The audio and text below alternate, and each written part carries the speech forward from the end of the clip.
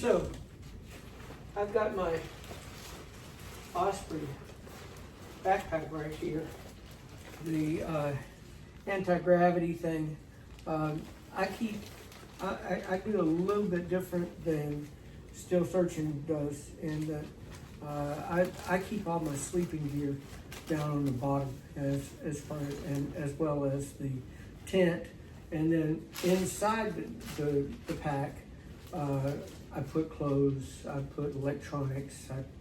I'm gonna eventually cap it off with my spare bag that has too much stuff in it. But anyway, and I too, we were months ago, before we got our rain covers, we had to hike we ended up in Greenwood Lake, New Jersey, and had to, we didn't have the rain flies or rain covers over them. So from that point on, we've been using contractor bags as an additional layer before water could get into your gear. But anyway, everything fits sort of tight, but I've got my pack here, and I'm going to start with the bottom of the pack. This right here is our tent. All right. Some people say just stuff it in there without this, but I do like being able to pull it all out at once. And I've got the rain fly down in the bottom of the bag and the actual tent on top, because most of the time the rain fly is going to be attached last. And Still Searching carries the poles. I will carry the tent and the stakes for the tent. So anyway, I'm going to go ahead and stuff the tent into my backpack. I don't typically put the tent in with my sleeping bag. I've got what is this, 20 degree? Yes. 20 degree sleeping bag that it's really quite remarkable the way things work, because you squeeze this thing down and stuff it in there, and it takes up very little room, and it does sometimes take a little struggle to get it into the pack. But I'm gonna put my sleeping bag into that bottom pocket next.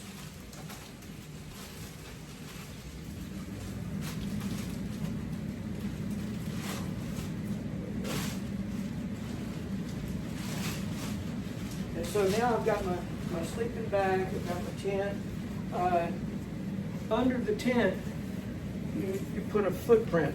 The tent has a bottom, but this is just a little added barrier from groundwater that might be laying on the ground when you put your tent. So anyway, I will put that in the very bottom under my sleeping bag. And last thing to go into that contractor bag will be my air mattress. This is actually a different air mattress than both of us started out with. It doesn't take quite as much real estate, and it's a whole lot lighter. About how much do these things weigh? I'll have to look it up. Anyway, it's really relatively light. Now we'll just sort of stuff that on top and just push and shove until it gets into the right spot.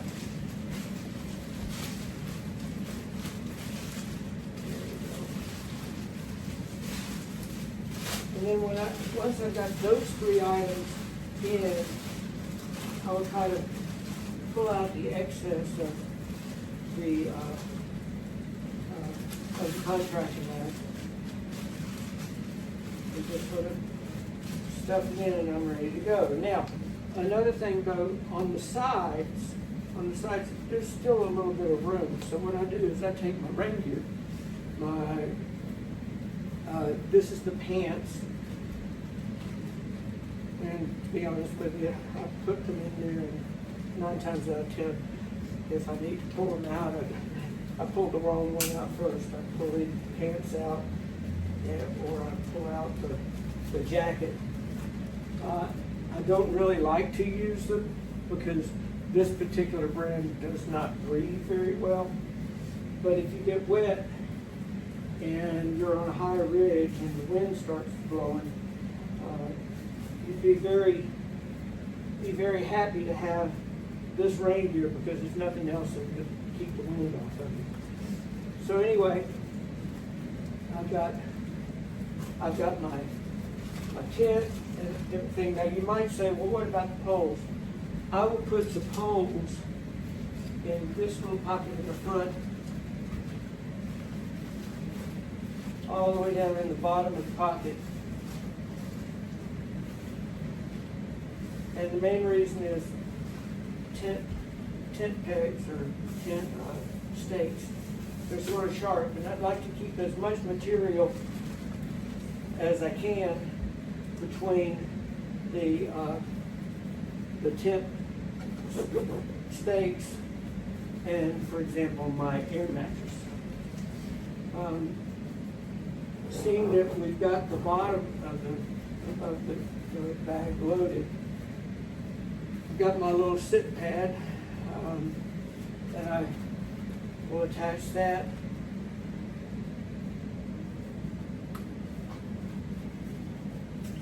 Next,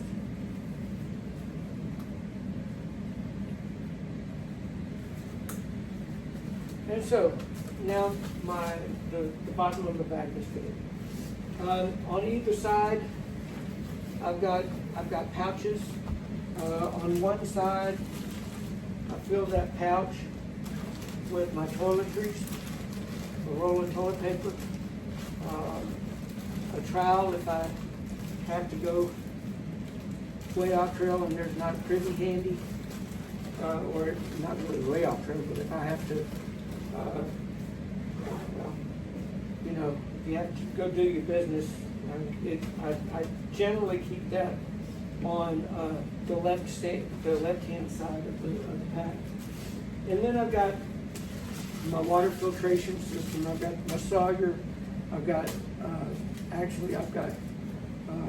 Still Searching's CNOC, and there are 2 CNOCs in here so that if we need to fill up with water, we got those handy.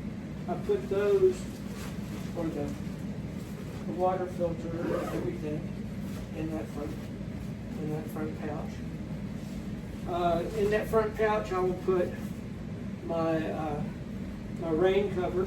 That's really important these days. As we're making this video, we're safe in a motel. It's pouring down outside right now, and so that basically takes care of the outsides and the bottom. Now I've got my contractor bag, and what I'm going to do is I'm going to start stuffing it at the top. This is all of my clothes. Now I've got a stack of clothes over on a chair that I'm going to be wearing tomorrow, but this has my night gear. It has a toboggan, a mask that can cover your face, and if the air is really cold or whatever. But I've got that in there, and then I've got my base layer if it really does get cold, so that I can put. I've got all these 3 things in this yellow bag. Seed to Summit. By the way, these Seed to Summit bags are Seed to Summit bags are really, really cool, because as you stuff things in, just sort of demonstrate it, because this is a little bulkier than I wanted, but you'll see that it sort of get it started, and you can push all kinds of air out of that bag. And as you start to roll it up, I'll roll the handle up, it sort of collapses it down to a pretty small little pouch, right?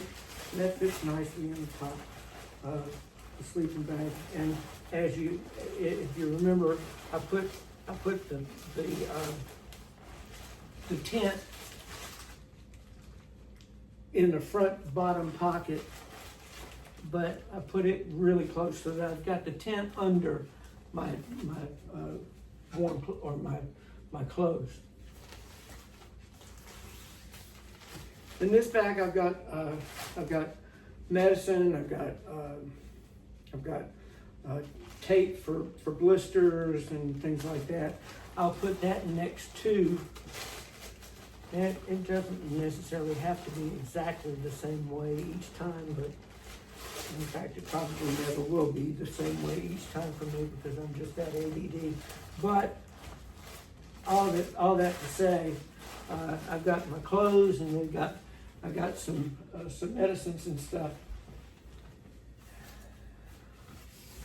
And just above my medicines, and I can't really put this in yet, but will be my electronics. And that's pretty much everything that's going to go in until I'll go ahead and put the electronics in here for right now. Take the contract bag, roll it up too, so that you get as much of the air out as you can. So you got plenty of room to pack in that 50 pounds of food that you got at Walmart 2 days ago. No, it's not that much, but I've got a substantially large bear bag that I'm gonna have to put on the very top of everything. I take two, oh wait a minute, let me say that too. If you wear glasses, I learned from experience, if you got one that you wear, it's not a bad idea to bring an extra pair of glasses or extra set of glasses just in case maybe the hand, or what do you call this, the arm of your glasses break and you need a different set of glasses. But anyway, I will put this in the front of my pack. This is a pair of the fingerless gloves that you use when you're climbing. It's really interesting, you know, I think about backpacking, but all the stuff that we've done, other than not having ropes and stuff, you know, we're not necessarily rock climbing and we're not necessarily mountain climbing all the time, but at the same time, you are climbing on pretty high mountains, especially once you get to the presidentials and you get into New Hampshire. So it's good to have some gripping gloves in your pack, which will help you to make it to the summit. Anyway, so I take with me, I will take those and I'll put those again in the front of my pack, like we're on top of the tent stakes.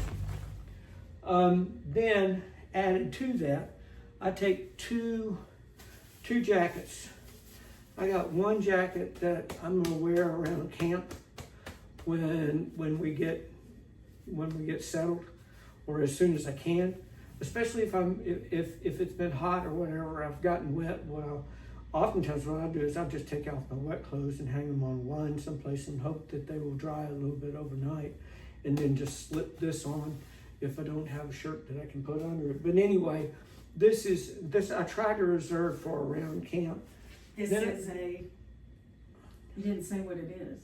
Oh, this is a Puffy jacket. puffy jacket. All right, so it's 100% nylon, and it's quite warm. And then I've got just a sort of ordinary plain old hoodie that will be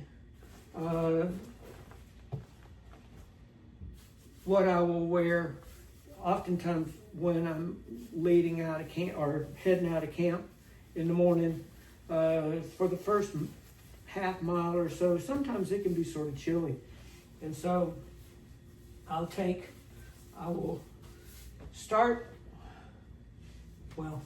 repack my repack, get that?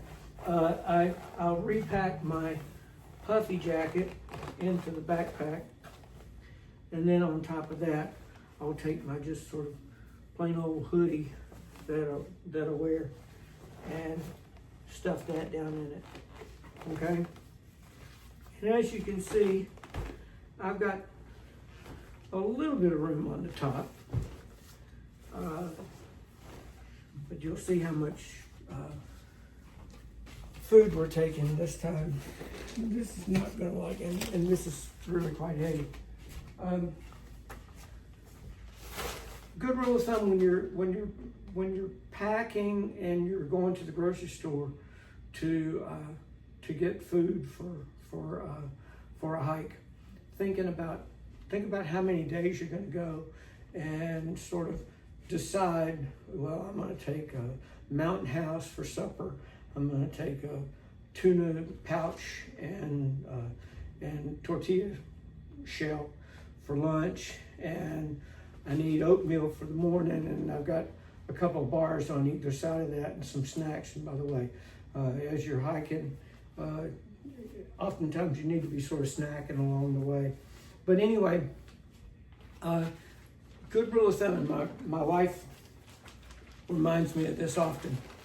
When we go to the grocery store, if we can, we try to get a handheld basket as opposed to the basket that you roll around the store, because every item that you put into that basket, you got to remember you're going to be carrying that around. All right, so I'll show you how much overage we've got from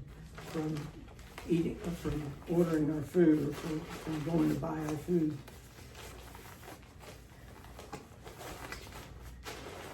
And you see that's sticking pretty much way out, but it's really sort of remarkable how much all this stuff scrunches down if you play with it a little bit. And so what I'm going to do is I'm going to try to work some magic and get this strapped in real good. There we go. That is good. Yeah. So I've got everything stuffed in there. Now, once I've got this, there are a couple of other things that I can put in there. For example, and I forgot to put it in the bear bag before I got it in there, but if you'll note, if you can't see it, there's still quite a bit of room around the bear bag, so that if there are little things that along the way I forget to pack, I've still got a place that I can put them so that I can find them. But anyway, I'm gonna cinch this puppy up.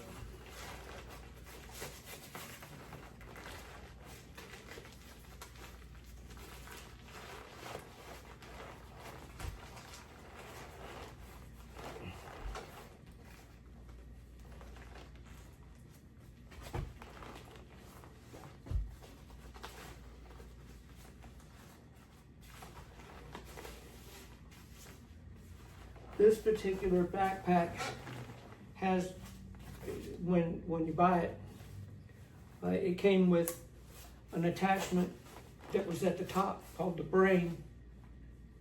And it's just, and you know, I'm not saying bad things about it, but early on in the hike, we were not really using it that well. And so we ended up leaving the brain of both of our backpacks at home on the second leg of our trip, because it just made more sense for it to be there. Now, last thing, when Steel Surgeon was talking about camp shoes, I strongly recommend get yourself. You don't want to be. Your hiking shoes, boots, whatever. I've got trail runners. They're going to get pretty yucky and nasty along the trail, and oftentimes I'll set those bad boys outside the shelter, outside the tent in the vestibule, just to get away from them a little bit for obvious reasons. But I'll take a pair of these are just Crocs, and on the sides of my backpack, I've got attachments that I can just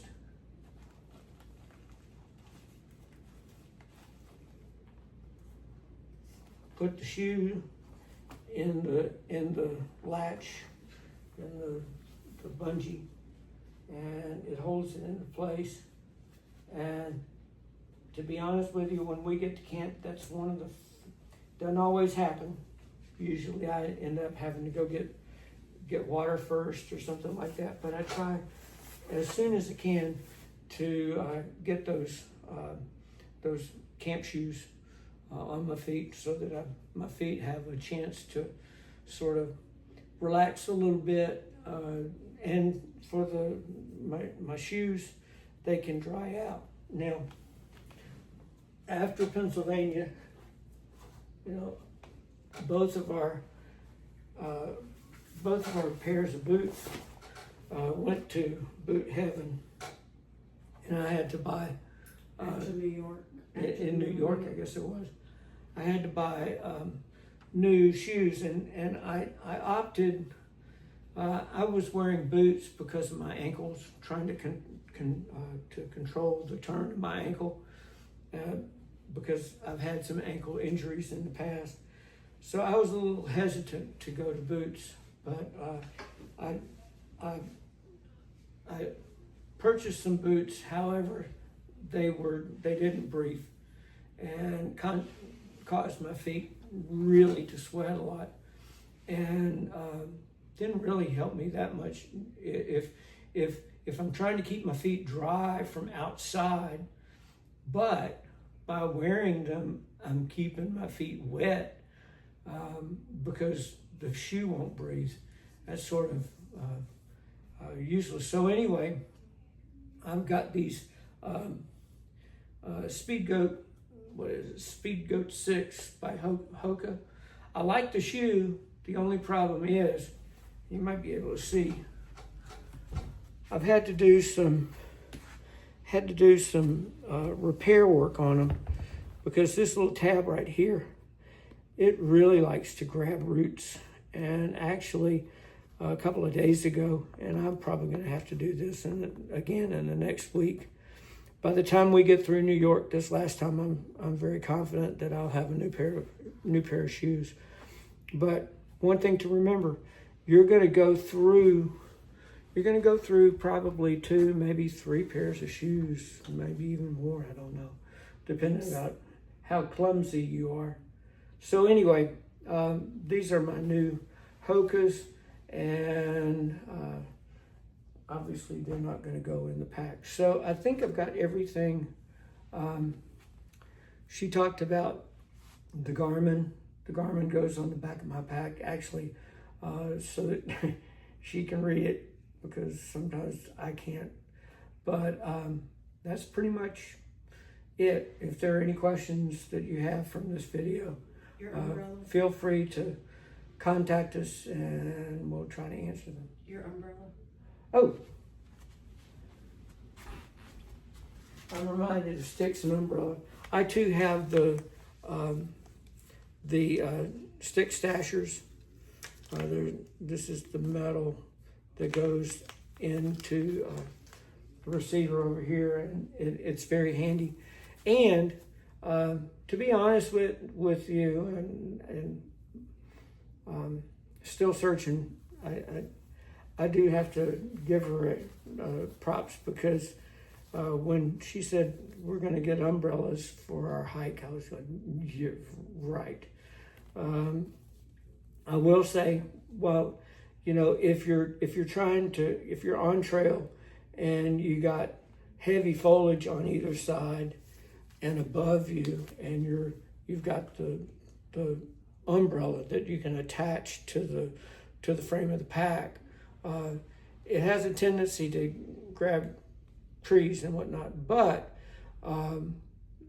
if you've got it and things are not as close as I'm talking about, and you're like walking down a gravel road or a gravel trail or even a pine needle trail, and it's wide enough and you're there for a long time, this is very, very handy, and it attaches pretty good. I've got an attachment that goes to my backpack where I clip it in.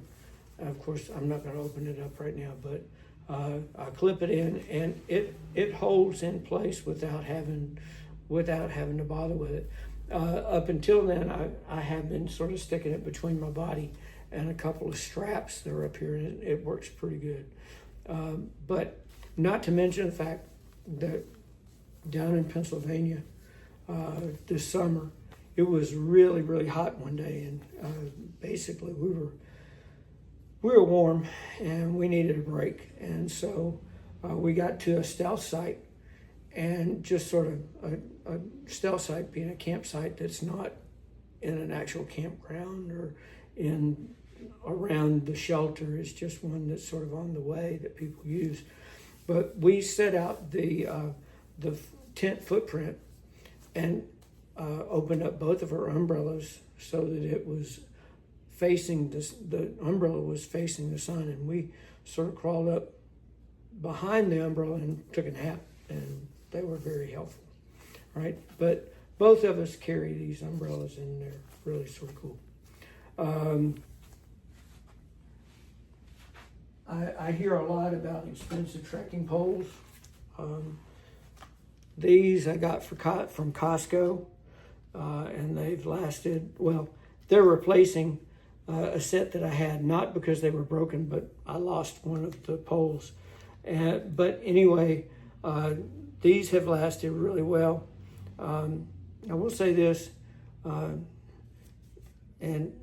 the verdict is not out as far as I'm concerned, but I use a tip on my trekking poles, a rubber tip. However, the metal part, the sharp part of the trekking pole, has a tendency to want to come through pretty quick. But these work really well, and I think they were only about $25, something like that. And you got them at? And I got them at Costco. So anyway, that's pretty much what I have. If you have any questions, feel free to let us know or ask them, and we'll try to address them along the way. So with that being said, happy trails.